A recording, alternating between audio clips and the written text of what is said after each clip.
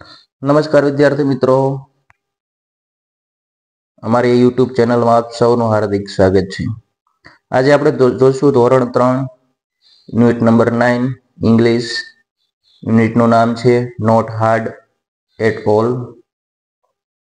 તો ચાલો જોઈએ. તો સૌથી પહેલા આપેલું છે listen and sing with action. તો આપણે ગાવાનું છે singing is not hard at all. તો ચાલો આપણે ગાઈએ, મારી સાથે સાથે ગાતા જજો.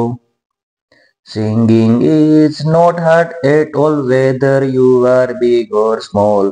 Singing is not hard at all, come and sing with me. Reading is not hard at all whether you are big or small.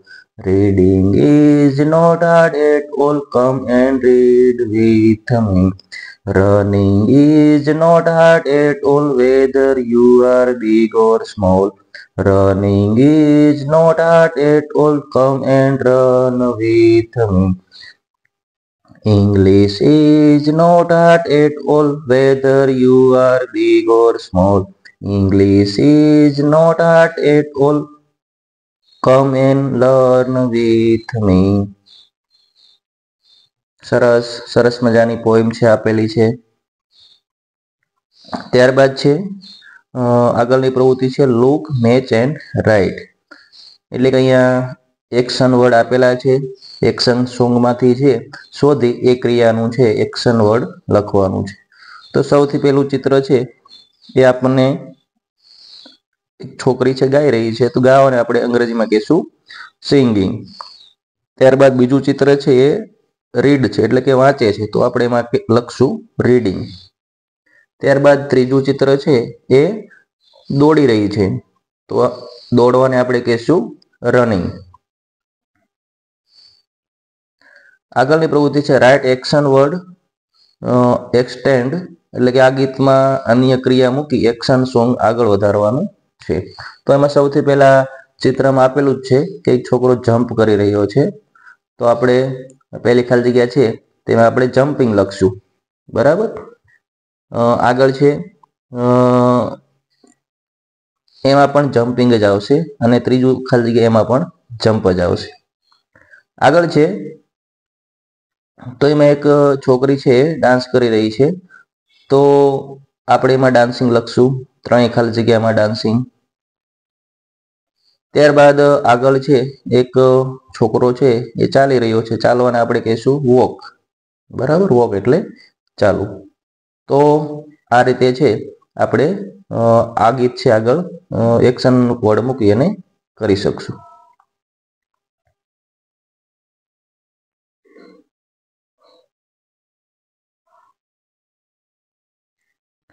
આગળની પ્રવૃત્તિ છે સ્ટોરી ટાઈમ છે. એમાં એક સરસ મજાની છે એ વાર્તા આપેલી છે અને સરસ મજાના ચિત્રો પણ આપેલા છે. તો ચાલો આપણે વાર્તા છે જોતા જઈએ અને સમજતા જઈએ. વાર્તાનું નામ છે ધ ક્રેન ઇન નેટ. એટલે કે જાળમાં ફસાયેલો સારસ.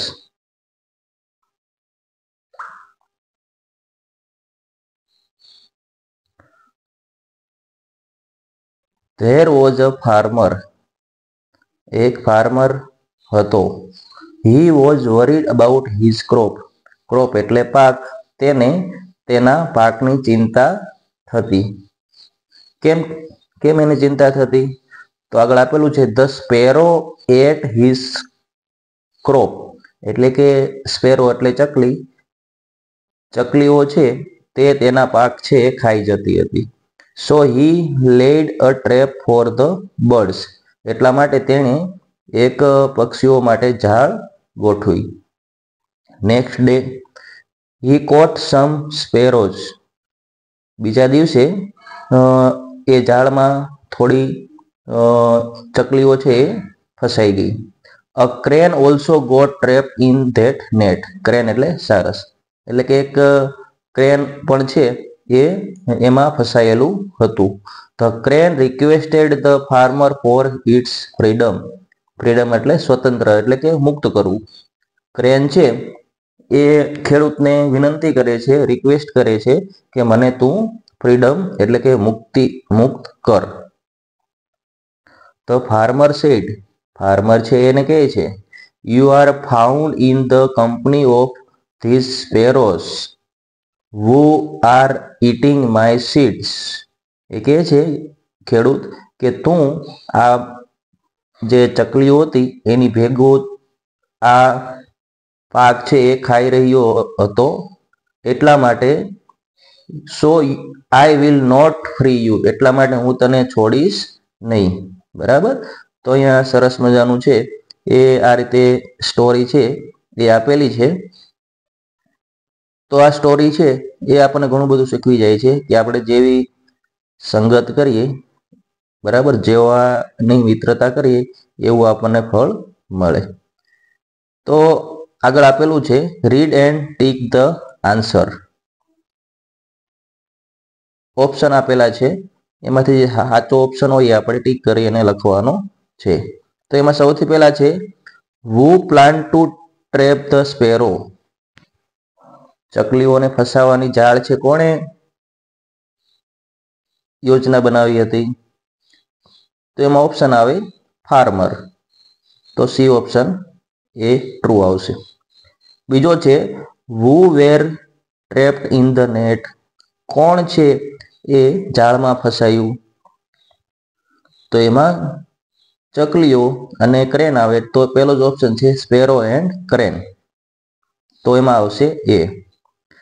ત્રીજું છે હુ રિક્વેસ્ટેડ ધ ફાર્મર. ફાર્મરને કોણ રિક્વેસ્ટ કરે છે? તો a crane. Find the odd word of out. Odd word એટલે કે આમાંથી અલગ પડતો શબ્દ છે આપણે શોધીને લખવાનો છે. એમાં સૌથી પહેલા છે ફાર્મર, ક્રેન, સ્પેરો અને પીકોક. તો એમાં ફાર્મર અલગ પડશે. કેમ અલગ પડશે? કારણ કે બાકીના ત્રણેય છે એ પક્ષીઓ છે, જ્યારે ફાર્મર છે એ નથી, એટલા માટે. ત્યારબાદ પાંચમું છે who grow the crop for us. કોણ છે એ પાક છે વાવે છે?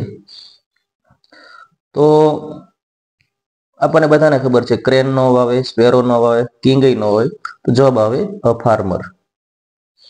આગળ છે હુ એટ ધ સ્ક્રોપ. ક્રોપ એટલે પાક. પાકને કોણ ખાઈ ગયું હતું? તો એમાં આન્સર આવશે સ્પેરો. સ્પેરો એટલે ચકલી.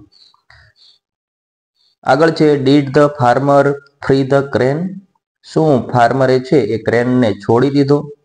તો આપણને બધાને ખબર છે નહીં, એટલા માટે જવાબ આવશે નો.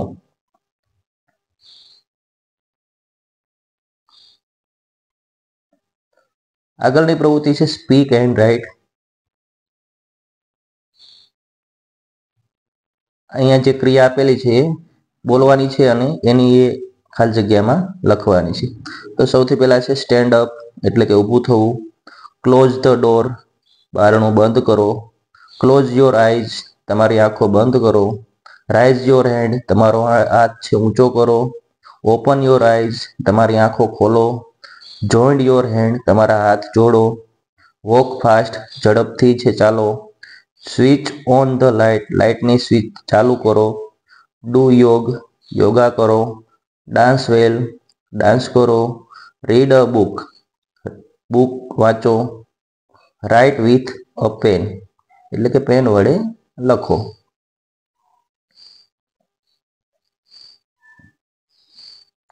ત્યારબાદ સરસ મજાની એક લેટ્સ પ્લે કરી પ્રવૃત્તિ આપેલી છે કે એમાં આ રીતનું હું બે ટીમ પાડી અને જે પાસો આવે પાસો ફેંકી એ પાસામાં જેટલા 1 2 3 4 5 6 જેટલા આવે એટલા આપણે આગળ વધવાનું છે અને જે ક્રિયા આવે એ ક્રિયા આપણે કરવાની છે. ધારો કે 2 આવ્યું તો 2 નંબર ઉપર છે એ ડાન્સિંગ આપેલું છે, બરાબર. તો આપણે ડાન્સિંગ છે આપણે જે એક્શન આવે એ એક્શન કરી અને આ રીતે રમત છે આગળ વધારવાની છે.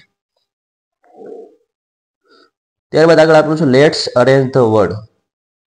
નીચે આપેલા શબ્દોના ડિક્શનરીના ક્રમમાં ગોઠવો. ડિક્શનરી એટલે આલ્ફાબેટ, બરાબર. એબીસીડી ક્રમ પ્રમાણે છે એ ગોઠવવાના છે. તો અહીંયા સૌથી પહેલા પહેલું આપેલું છે યશ, કિરણ, રાહુલ અને ગોપાલ. તો આ જે પેલું જે છે એમાં સૌથી પહેલા આવશે ગોપાલ, કારણ કે એબીસીડીમાં સૌથી પહેલા આવશે જી. તો કોઈ પણ શબ્દ છે એનો પહેલો અક્ષર જ આપણે જોવાનો છે, બરાબર. તો સૌથી પહેલા ગોપાલ આવશે, ત્યારબાદ કે આવશે એટલે કે કિરણ, કિરણમાં કે પહેલા આવશે એટલે કિરણ આવશે. ત્યારબાદ છે રાહુલ અને ત્યારબાદ છે યશ. એ જ રીતે 2 નંબર ઉપર રાજુ, પ્રીતિ, પુનિત અને હિના. તો આપણને બધાને ખબર છે એબીસીડીમાં સૌથી પહેલા એચ આવશે, તો સૌથી પહેલા હિના આવશે, ત્યારબાદ પ્રીતિ અને પુનિત. જો અહીંયા એક 2 શબ્દ એવા છે કે જેમાં પહેલા અક્ષર છે એ પીપી છે, બરાબર. તો પહેલા અક્ષર સરખા હોય તો બીજો અક્ષર જોવાનો, બરાબર. બીજો અક્ષર છે અહીંયા આર છે અને બીજામાં છે પુનિતમાં યુ છે, બરાબર. તો યુ છે એ પછી આવે અને આર છે પહેલા આવે, તો પ્રીતિ છે પહેલા આવશે અને પુનિત છે પછી આવશે. તો આ રીતે આપણે ગોઠવી શકીએ હિના, પ્રીતિ, પુનિત અને રાજુ. ત્યારબાદ 3 નંબર ઉપર છે એપલ, બેટ, કેટ અને ડોગ. આ રીતે આલ્ફાબેટ થશે. આગળ છે 4 નંબર ઉપર, એમાં બોલ, ડીગ, ફિશ અને ગ્રુપ. આ રીતે થશે. 5 નંબર છે એમાં હાઈ, ઓક્સ, પેન અને વેલ. આ રીતે થશે. 6 નંબર ઉપર એપલ, આઈ, જમ્પ અને વી.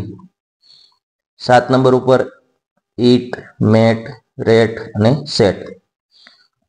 8 નંબર ઉપર ડોગ, લાયન, મંકી અને ટાઈગર. 9 નંબર ઉપર હી, આઈ, વી અને યુ. 10 નંબર ઉપર એમ, ઇઝ, વોઝ અને હેવ આપ્યું છે, તો એમાં સૌથી પહેલા એમ, હેવ, ઇઝ અને વોઝ. 11 નંબર ઉપર બાથ, ડ્રિંક, ઈટ અને જમ્પ થશે. 12 નંબર ઉપર કેટ, ડોગ, ફિશ અને લાયન થશે. 13 નંબર ઉપર બેગ, હેન, લાઇટ અને પેન થશે. 14 નંબર ઉપર બેલ્ટ, જીન્સ, શર્ટ અને ટાઈ થશે. તો આ રીતે આપણે ગોઠવી શકીએ અને લખી શકીએ. લાસ્ટ 15મું છે એમાં એપલ છે, એપલ આવશે પહેલા, પછી બનાના, ત્યારબાદ ઓરેન્જ અને લાસ્ટમાં પપૈયા.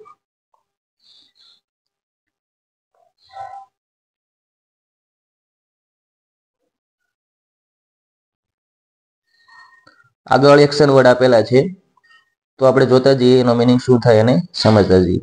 તો સૌથી પહેલા છે રીડ, રીડ એટલે વાંચવું. ત્યારબાદ છે ટાઈપ, ટાઈપ એટલે ટાઈપ કરવું. ત્યારબાદ સિંગ, સિંગ એટલે ગાવું. ત્યારબાદ બાથ, બાથ એટલે સ્નાન કરવું. ત્યારબાદ છે રન, રન એટલે દોડવું. ક્લેપ, ક્લેપ એટલે તાળીઓ પાડવી. આગળ છે સ્કીપ, સ્કીપ એટલે દોરડા કૂદવા. ત્યારબાદ છે ડ્રિંક, ડ્રિંક એટલે પીવું. ત્યારબાદ છે ઈટ, ઈટ એટલે ખાવું. આગળ છે ડાન્સ, ડાન્સ એટલે નૃત્ય કરવું. આગળ છે પ્લે, પ્લે એટલે રમવું. અને લાસ્ટમાં છે સીટ, સીટ એટલે બેસવું. ત્યારબાદ અહીંયા અમુક નાના નાના વાક્ય આપેલા છે, એ રીડ કરવાના છે અને સમજતું જવાનું છે. તો અહીંયા ફિશનું ચિત્ર પણ આપ્યું છે અને અક્ષર પણ થઈ જશે. તો અહીંયા આપણે લખી શકીએ કે ધીસ ઇઝ અ ફિશ, આ માછલી છે. It is a big fish, આ મોટી માછલી છે. આઈ લાઈક અ ફિશ, મને માછલી ગમે છે, બરાબર.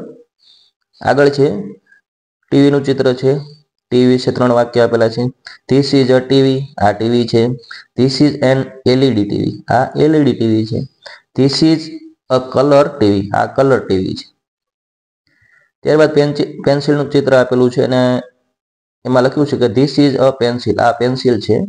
ઇટ ઇઝ અ શોર્ટ, તે ટૂંકી છે. આઈ હેવ વન, મારી પાસે એક પેન્સિલ છે. 4 નંબર ઉપર છે ધીસ ઇઝ અ સીડી, આ સીડી છે. ઇટ ઇઝ રાઉન્ડ, તે ગોળ છે. આઈ લાઈક ઇટ, મને તે ગમે છે. 5 નંબર ઉપર છે બેટ અને બોલ છે. તો ધીસ ઇઝ અ બેટ, અહીંયા આ બેટ છે. ઇટ ઇઝ નાઇસ, તે સારું છે. ધીસ ઇઝ અ બોલ, આ બોલ છે. ઇટ ઇઝ અ રેડ, તે લાલ છે.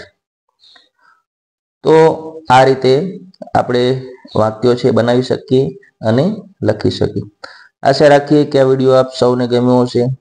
જો વિડીયો ગમ્યો હોય તો વિડીયોને લાઈક કરો, ચેનલને સબસ્ક્રાઈબ કરો અને તમારા મિત્રોને શેર કરો. મળશું નવા વિડીયો સાથે. ત્યાં સુધી જય હિન્દ, જય ભારત.